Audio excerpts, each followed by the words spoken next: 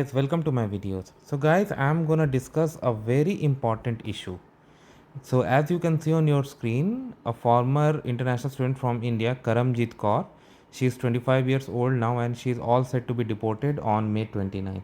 The reason, she obtained her student visa through a bogus college letter. Now she is not part of the group where 700 students are currently under investigation and they could be deported as well, but she was also processed through the same agent, and when she landed in Canada, she got a call from the agent that the seat she had been sent to has been given to someone else. So she was then offered another seat in Edmonton, and where she went and she completed her studies, got the work permit. While she applied for permanent visa, that was the time when her letter was identified to be bogus.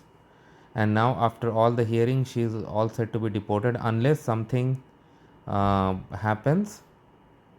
Like you can see that in Jan 2020, a federal court judge dismissed Kaur request for judicial review. So now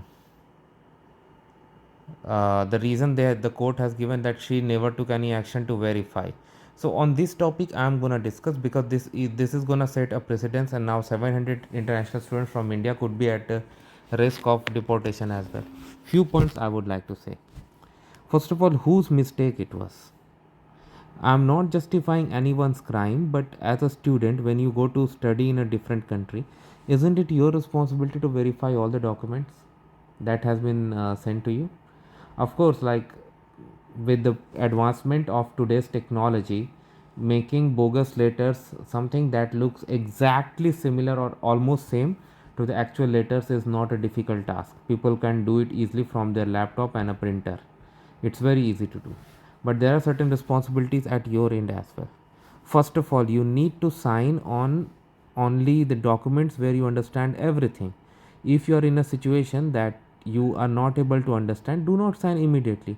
Take a copy of it, and somebody in your neighborhood, somebody in your village, somebody in your relatives, someone in your friends must be able to read and advise you that what is written, what you are signing for. That will help you definitely. So this is something that we all have an onus to do. Whatever we are signing, regardless of we have a representative, or if the representative is doing anything wrong, we are going to be held accountable, and that is what is happening here now. But at the same time, if we see what has happened, like the same bogus letter she used was accepted by the visa officers in India, and she was issued a visa. Same letter she showed to CBS officials at the border, and she was issued a study permit, right? So none of these uh, checkpoints actually verified. So this is again something that needs to be settled.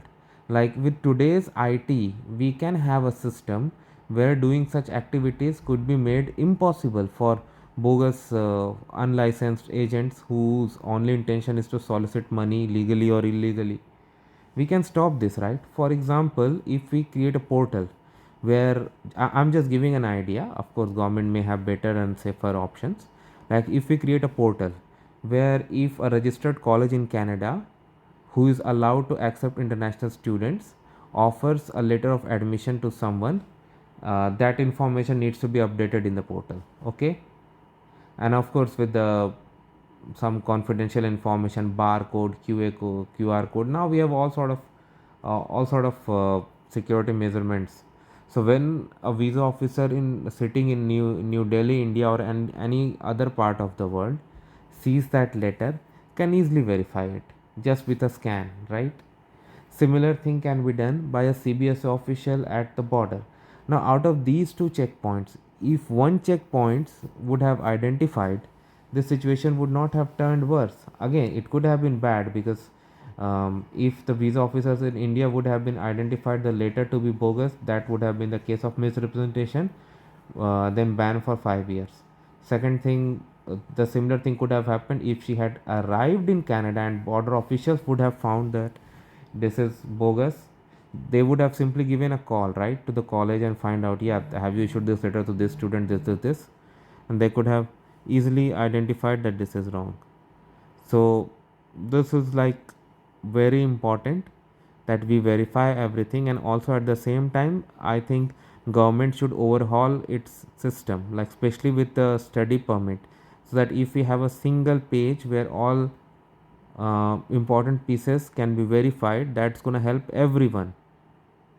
So this is what I would expect, something to happen down the line, so that such fraudulent cases can be stopped. So thanks for watching this video, guys. Please subscribe to the channel. Thank you.